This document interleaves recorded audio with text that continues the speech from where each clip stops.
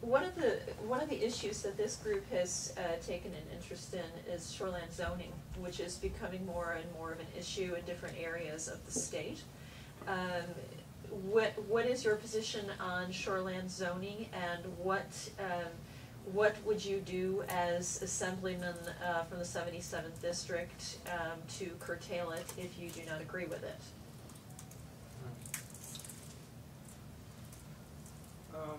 Well, I probably, as far as that issue goes, I disagree with shoreline zoning, and what I would do to curtail it is, like I said, returning to private property rights is really how we protect our liberties. And so, if someone wants to purchase a piece of land and there happens to be water on their land, then I think that they have the right to do with that property as they want, as long as they are not violating someone else's property rights. Couldn't have said it better myself. Does shoreline mean lakes, puddles, or certain size things? Well, and there are two things. There's shoreline zoning, and there's also shoreland zoning now. They've come up with shoreland zoning. And can shoreline be a large puddle? Shoreland. If you, they basically. Because in California, a wet spot is controlled. Well, this is basically what we're looking at. You know, yes. I mean, seasonally wet. Anything from retention ponds to, absolutely. Yeah. Yeah. And within 1,000. It's highly abused. yards. Highly abused, and it is a property rights issue. You can talk about gang theft by vote. It's the same as a farmer having zoning in general. It is down zoning without compensation, of which this would be part, is a terrible matter of theft. You know, a farmer has a right to put up a billboard in his property, but if we don't want to see billboards driving along, we should compensate that person that we're restricting, taking away his right. I don't know if it's $100 a year or what, but it's something. And so zoning in general, especially down zoning without compensation, is terrible, and we do it a lot. The big Supreme Court thing last year about tearing down private residences so a guy could build some kind of a shopping center. So the same here. You got to be real careful not to violate property rights. It's one thing to, and the basis is that you're not causing harm to other people's property, toxics, mud, noise, smoke, whatever. And relating things to property rights works very well. You'll see that in my basic principle that the government's job is to protect our rights from violation by others, and property rights are superior to personal rights. I use the example of what if a preacher walked into your house and started to make a sermon and you kicked him out for trespassing. Could he complain that his religious and free speech were being violated? No, because he's a trespasser. You know, a lot of people say rights are in conflict, not if you put property above personal, and using examples like that. So it's fraught with problems, and it should be severely restricted to damaging other people's property. Like if you build a huge thing to the edge of the property, a hotel or something, and that destroys the scenic situation for your neighbors, that could be argued as damaging their property. That kind of a basis. Well, let me ask a quick follow-up question then.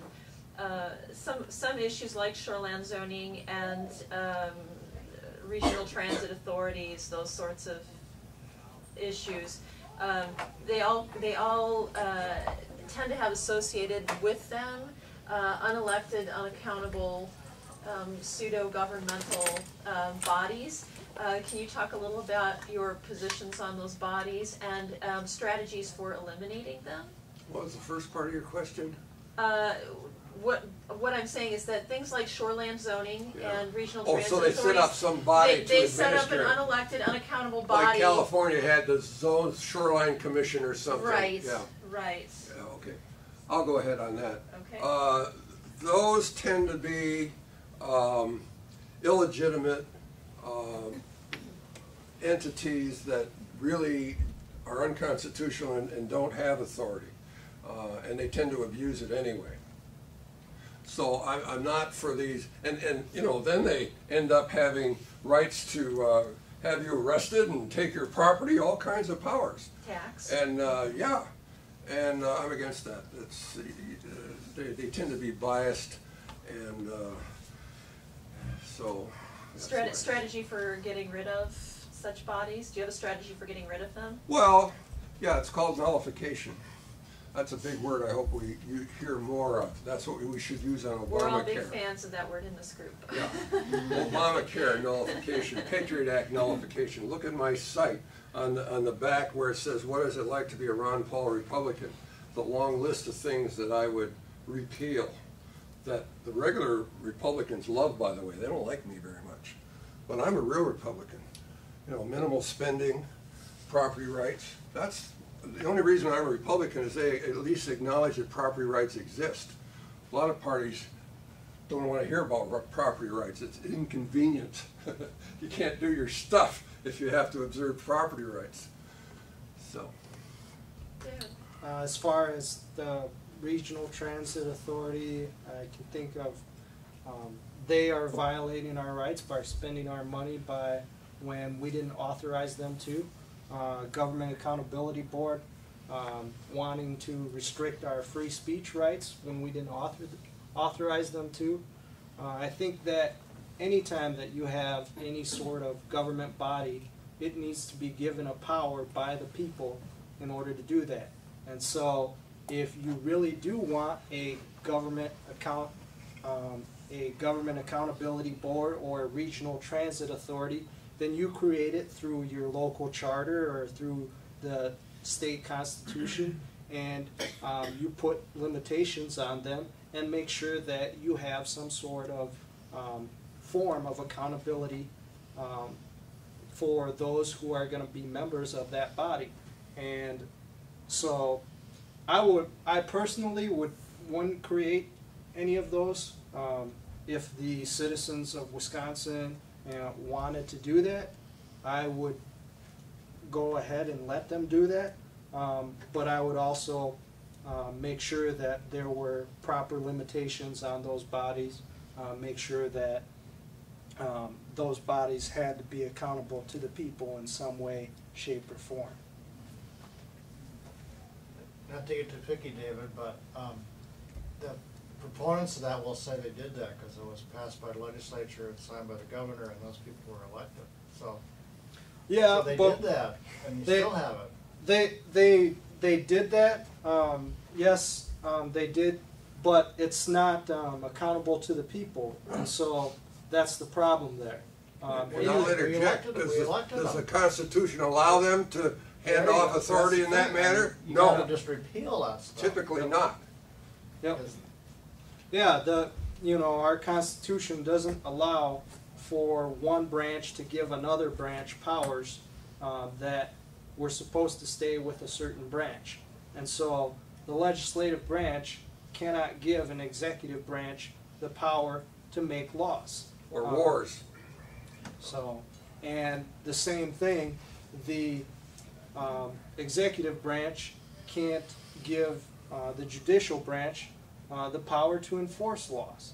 So things like that is, we need to make sure that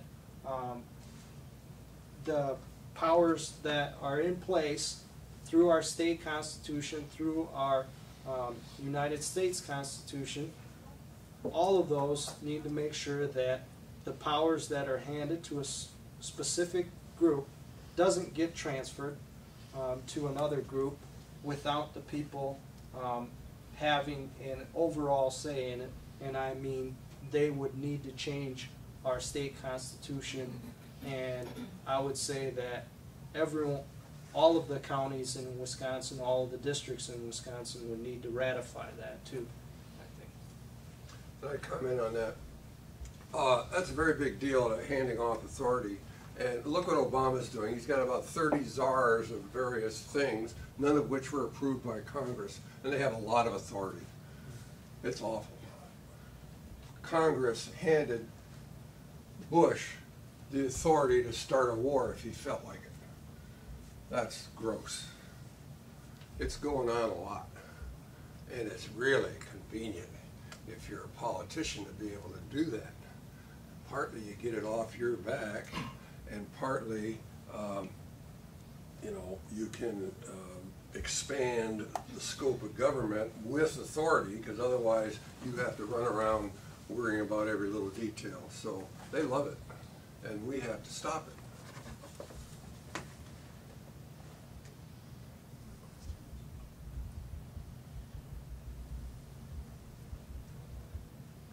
How are we doing? Good. I think we're doing really well. I had another question, and it just, oh, I know what it was. Our state constitution is actually a rather more progressive document than our U.S. Constitution, obviously. There are some very good things about our state constitution. For example, it ensures that there can only be one item per piece of legislation. It avoids some of the surprises that we're getting at the federal level these days. But there are also some very progressive aspects to that state constitution. I'm curious to know what, if any, aspects of our state constitution you feel are problematic and that you might wish to strive to change.